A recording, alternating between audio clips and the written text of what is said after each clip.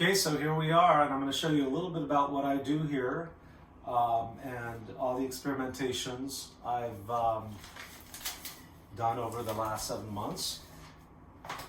And it's really a lot of fun. It was a big learning curve for me, but I did it and I know what I'm doing. Okay, these are the ingredients. These are the surfactants. They're really amazing. Whole Foods grade. These are the essential oils and the glycerin and the secret ingredient, which I won't disclose till later. This is the actual cream and all of the other really wonderful emollients that go into the shampoo.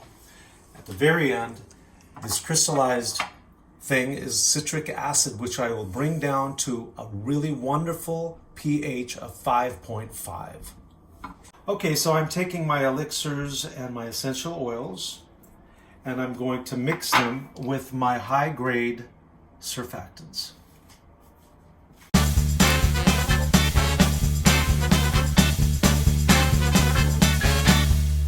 So these are the creams and the hydrating agents to which I will combine the surfactants and the essential oils and that secret ingredient I was telling you about earlier.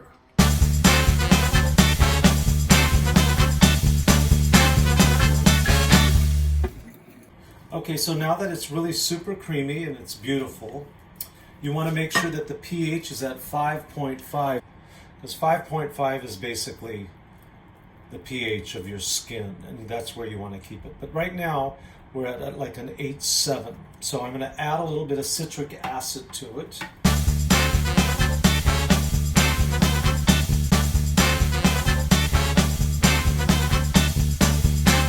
And there we go, 5.5.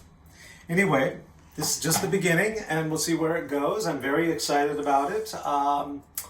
If you like my post, please share it, please like it. Also, please subscribe to mjhairdesigns.com. Have a great day. Thank you.